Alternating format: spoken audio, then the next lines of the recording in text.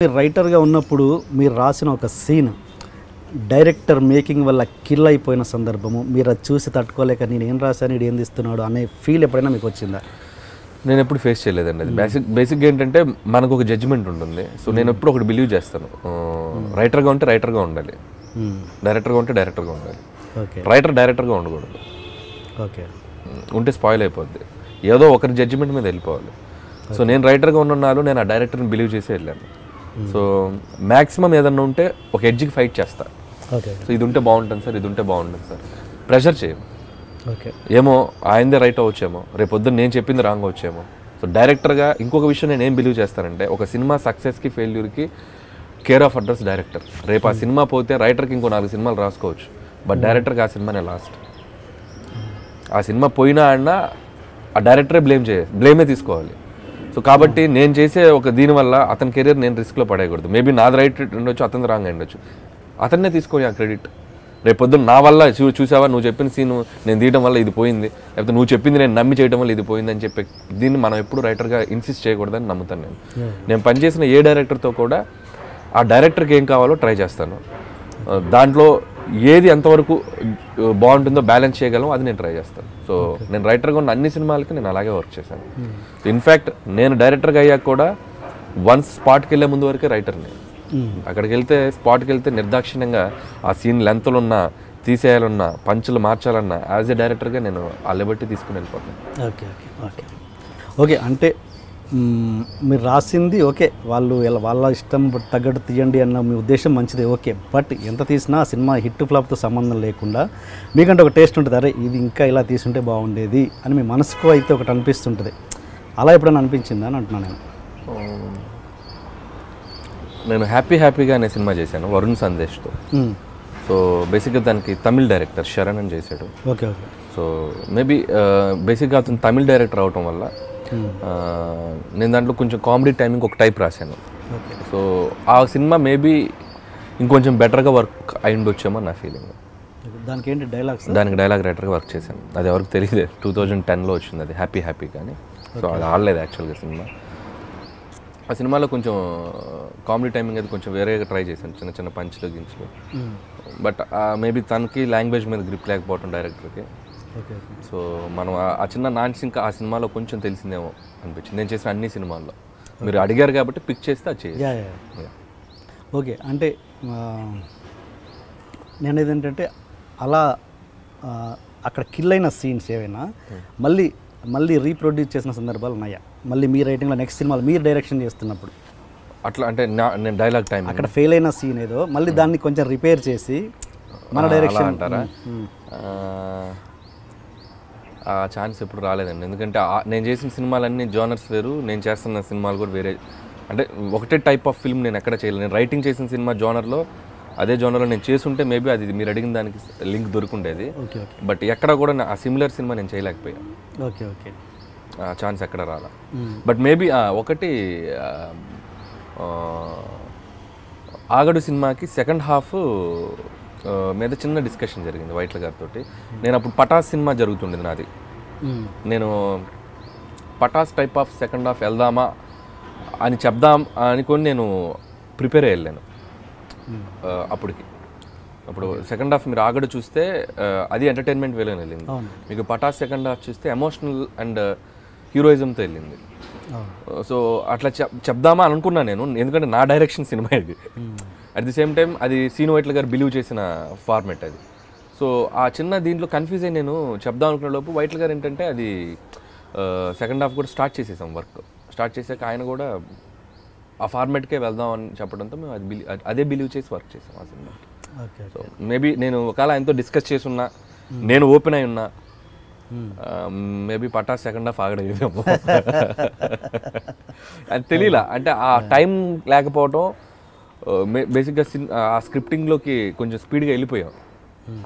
So ఆగడు దాంట్లో ఆ time నేను ఎక్కువ టైం స్పెండ్ చేయలేకపోయాను second half, to be frank. నేను dialogue side, script side work చేశాను. సో వైట్ల గారుతో పాటు నేను ఉపేంద్ర అని ఇంకో అబ్బాయి చేశాను. So first half throughout చేశాను. సెకండ్ హాఫ్కి నేను మళ్ళీ కళ్యాణ్ రామ్ గారితో డైరెక్షన్ అది ఓకే అయిపోయింది అప్పటికి. సో 2 ప్యారలల్గా జరుగుతున్నాయి నాకు. నేను అటు వెళ్ళిపోవాల్సి వచ్చింది. సో వైట్ల గారు అప్పుడప్పుడు అంటుంటారు, ఏమైనా నువ్వు నాకు సెకండ్ హాఫ్ కూర్చోకుండా వెళ్ళిపోయావు, నీ అంత చూస్తాను సరదాగా అంటుంటారు. సో నేను పూర్తి టైం స్పెండ్ చేయలేకపోయాను. సో అదొక చిన్న రిగ్రెట్ ఫీల్ అవుతుంటాను నేను. మేబీ వైట్ల గారికి అప్పుడు నేను కొంచెం ఎక్కువ టైం స్పెండ్ చేస్తున్నా బాగుండేదేమో. యాజ్ ఎ రైటర్గా నేను ఆ సినిమాకి ఫుల్ ఫ్లెడ్జ్డ్గా సెకండ్ హాఫ్కి ఎక్కువ టైం స్పెండ్ చేయలేకపోయాను. అది నేను అనేది అదే ఏంటి మామూలుగా ఒక రైటర్గా మీరు ఫుల్ ఎఫర్ట్ పెడతారు ఏదైనా సినిమాకి, మీరు డైరెక్షన్ చేయని దానికి చేస్తున్నప్పుడు మీకు దాని ఒక నమ్మకం ఉంటుంది, ఈ సినిమా బాగుంటుంది ఏదో ఒక ఒపీనియన్ ఉంటుంది కదా. అది ఎందుకు అంటే అది మీరు రాసిందే, ఇప్పుడు మీరు డైరెక్షన్ చేస్తుంది కూడా మీరు రాసిందే. ఎక్కడ తేడా కొట్టి అవి ఫెయిల్ అయినాయి అనుకుంటారు కొన్ని సినిమాలు మీరు చేసినవి రైటర్గా అంటే రైటర్గా ఉన్నప్పుడు మీకు ఒక కాన్ఫిడెన్స్ ఉంటుంది కదా, మీ రచననే కాబట్టి అది మీకు ఒక కాన్ఫిడెన్స్ ఉంటుంది. అక్కడ అనిల్ రావిపూడి తేడా ఏంటి, ఇక్కడ అనిల్ రావిపూడి డైరెక్టర్గా రైటర్గా కన్విక్షన్. కన్విక్షన్ అంటే ఇప్పుడు రాసిన సీన్స్ని ఆ డైరెక్టర్ ఎలా తీసుకుంటున్నారు, ఆ డైరెక్టర్ ఎలా ఎగ్జిక్యూట్ చేస్తున్నారు, దాన్ని ఎంతవరకు బిలీవ్ చేస్తున్నారు, అది ఎంతవరకు ఆడియన్స్ వరకు వెళ్తుంది. సో కందిరిగ్ అనే సినిమాకి నేను రైటర్గా వర్క్ చేశాను. సో ఆ సినిమాని నేను బిలీవ్ చేసిన దానికంటే వాసు గారు 100 రెట్లు బిలీవ్ చేశారు. సో అందుకే ఆ సినిమా రిజల్ట్ మీకు చూస్తే ఎక్స్ట్రాడినరీగా ఉంటుంది. సో ఆ టైమింగ్, కామెడీ టైమింగ్, మేము పోటాపోటీగా పంచులు మాట్లాడేవాళ్ళని, నేను ఎక్కువ మాట్లాడేవాడిని, వాసు గారు ఫుల్ ఎంజాయ్ చేసేవాళ్ళు. సో బాగా ఎంకరేజ్ చేశారు వాసు గారు నన్ను. సో అది వర్క్ అయింది. అదే మీరు ఇంకో సినిమాకి వస్తే మసాలా సినిమా, దానికి డైలాగ్స్ రాశాను నేను, మరి అది వర్క్ కాలేదు. దాని యాజ్ ఇట్ ఈజ్ మేము హిందీ దాని ప్రకారం వెళ్ళిపోయాం. మేము దాన్ని ఏదైనా తెలుగు నేటివిటీకి మార్చున్నా, ఇంకొన్ని చేంజెస్ చేసున్నా, ఇప్పుడు రామ్ది చిన్న ఆ యాంగిల్ చేశారు దాంట్లో. సో అట్లా ఏదైనా కొంచెం మేము లిబర్టీ తీసుకొని చేస్తున్నా మేబీ వేరేలా ఉండేదేమో. సో అది రీమేక్ కాబట్టి బోల్ బచ్చన్ యాజ్ ఇట్ ఈజ్ వెళ్ళాం. సో డైలాగ్ టు డైలాగ్ కొన్ని నేను ఇంగ్లీష్ డైలాగ్స్ మాత్రమే ఎక్స్పెరిమెంట్ చేయగలిగాను. నేను వెంకటేష్ గారు మాట్లాడే ఇంగ్లీష్ డైలాగ్స్ మాత్రమే మార్చగలిగాను, మిగతా కొంచెం 80% ఆ కంటెంట్నే ఫాలో అయ్యాను. సో అక్కడ అది చేస్తున్నప్పుడు అండర్ ప్రొడక్షన్లో ఉన్నప్పుడు ఎలా అనిపించేది, ఆ సినిమా మీద కాన్ఫిడెన్స్ నడుస్తుందనే ఉందా? అంటే వెంకటేష్ గారిది ఎంటర్టైన్మెంట్ టైమింగ్, రామ్ది బాగుంటుంది. ఇప్పుడు ఎలా ఉంటుందంటే ఒక స్టేజ్కి వచ్చేసరికి చేసేటప్పుడు నమ్మి చేస్తాం, ఇది ఆడితే బాగుండనే పని చేస్తాం. ఇది ఆడదు అనేది మన జడ్జిమెంట్ అనేది బిగినింగ్లో తెలుస్తుంది, ఆ కథ విన్నప్పుడు, ఆ సినిమా చూసినప్పుడు. లేదంటే ఎండ్ ఆడియన్స్ వచ్చాక తెలుసు, సినిమా మొత్తం చూశాక తెలుస్తుంది. వర్క్ చేసే ప్రాసెస్లో మనకు తెలియదు. కొన్ని సినిమాలు తెలిసిపోతాయి కదా, ఇప్పుడు నడుస్తున్నప్పుడు ఇది పొద్దురా ఏదో చేస్తాం, మనం బిలీవ్ చేసేస్తాం మనకు తెలియకుండానే. మనం వర్క్ చేయడం స్టార్ట్ చేశాక ఓన్ చేసుకుంటున్నాం, ఇది బతుకుద్దులే, ఇది ఏదైనా వర్క్ అవుద్దులే అని తెలియకుండా మనమే మోసం చేసుకుంటాం మనం. లేకపోతే అందరూ 100% సక్సెస్ రేట్ ఉంటుందిగా, ఎందుకు 100లో 20 హిట్లు 15 హిట్లు ఉంటుంది. సో డెఫినెట్గా మనం ఇది బాగుంటుందని తెలిసాక ఎక్కడో చోట దాన్ని ఓన్ చేసుకొని ఇది బాగుంటుందని నమ్మి, అరే భలే ఉంటుందని నమ్మి మనమే ఇది వెళ్ళిపోతాం. మళ్ళీ ఫైనల్గా అరే మనం ఫస్ట్ అనుకున్నాం అదే కరెక్ట్ అనిపిస్తుంది. సో ఆ ప్రాసెస్లో తెలియకుండా బిలీవ్ చేసేస్తాం మనం. యాక్చువల్గా నాకు మసాలా సినిమా సురేష్ బాబు గారు ఫోన్ చేసి నన్ను డైరెక్ట్ చేయమన్నారు. ఆ సినిమా రీమేక్ ఇద్దరు వెంకటేష్ డైరెక్టర్ మసాలా విజయ్ భాస్కర్ గారు చేశారు. సో ఆ సినిమా చేయమనగానే ఫస్ట్ అటెంప్ట్ అయ్యాను నేను. సో వెంకటేష్ గారు, రామ్ అప్పుడు మల్టీ స్టార్, ఆ రోజుల్లో మల్టీ స్టార్ బాగుంటుందేమో అని చెప్పి బోల్ బచ్చన్ చూశాను నేను.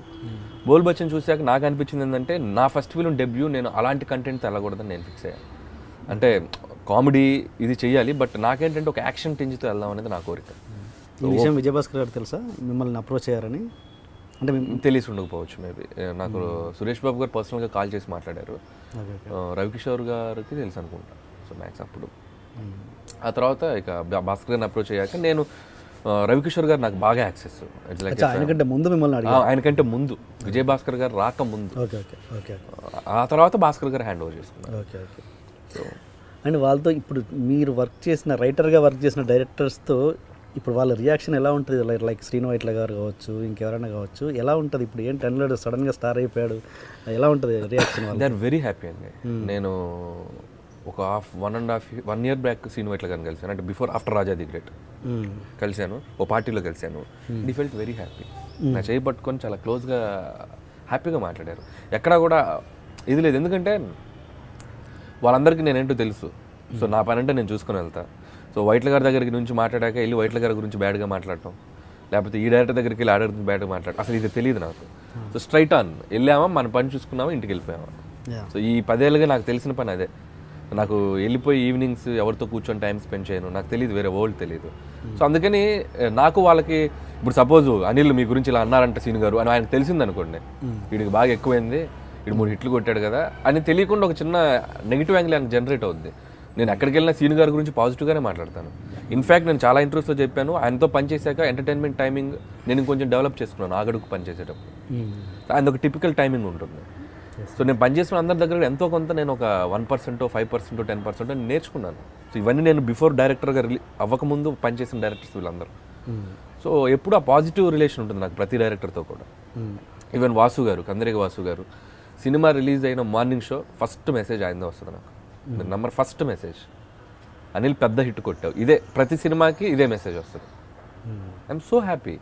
శివ గారు అలాగే తమిళ్లో ఇప్పుడు స్టార్ డైరెక్టర్, ఆయన అజిత్తో చేస్తున్నారు. విశ్వాసం. ఆయన పొంగల్కి మన ఆయన సినిమా రిలీజ్ అయ్యి పెద్ద హిట్ అయింది, నా సినిమా ఇక్కడ మంది బాగా ఆడుతుంది. ఆయన కాల్ చేశారు, ఆయన వెరీ హ్యాపీ. సో నేను పనిచేసి నాకు యాక్సెస్ ఉన్న main director Gopi Malineni. So is like my brother. Shiva ఆయన గురించి మాట్లాడితే ఎందుకు ఆయన అంటే మనవాడై ఉండి అక్కడ పోయి స్టార్ డైరెక్టర్ అవ్వడం ఏంటి, ఇక్కడ ఆయన ఎవరు గుర్తించకపోవడం ఏంటి, ఏంటి ఏం జరిగి ఉంటుంది అంటారు? ఇక్కడంటే ఆయనకి ఫస్ట్ హిట్ తర్వాత సెకండ్ ఫిల్మ్ ఫ్లాప్ రావడం జరిగింది. ఫస్ట్ శౌర్యం హిట్ అయింది, తర్వాత శంఖం గోపిచంద్తో ఒక ఫ్లాప్ రావడం అనేది, తర్వాత మళ్ళీ ఇమీడియట్గా ఆయనకి చిరుత అని తమిళ్లో మంచి ఆఫర్ వచ్చింది. సో మేబీ శంఖం తర్వాత ఇమీడియట్ తెలుగు చేసి ఉంటే, వెయిట్ చేసి అతను పెద్ద హీరో కోసం మంచి కథ వేసి ఉంటే మేబీ ఆయన బిగ్ లీగ్లోకి వెళ్ళిపోయి ఉండేవాడు ఇక్కడ. సో లక్కీగా ఆయనకి విక్రమార్కుడు రీమేక్ తమిళ్లో దొరికింది, కార్తీ లాంటి హీరో, మంచి బ్యానర్, జ్ఞానవేల్ రాజా గారి బ్యానరు. సో జాక్పాట్ అది. సో సాలిడ్గా వర్క్ అయింది ఆ సినిమా. దాంతో ఇమీడియట్గా అజిత్ గారు, ఇంకా అజిత్ గారితో అక్కడ సినిమా అన్నాక అతను ఆయన వెనక్కి వచ్చి చూసుకోవాల్సింది లేదు. ఆ గ్యాప్లోనే దరువు చేశారు రవితేజ గారితో.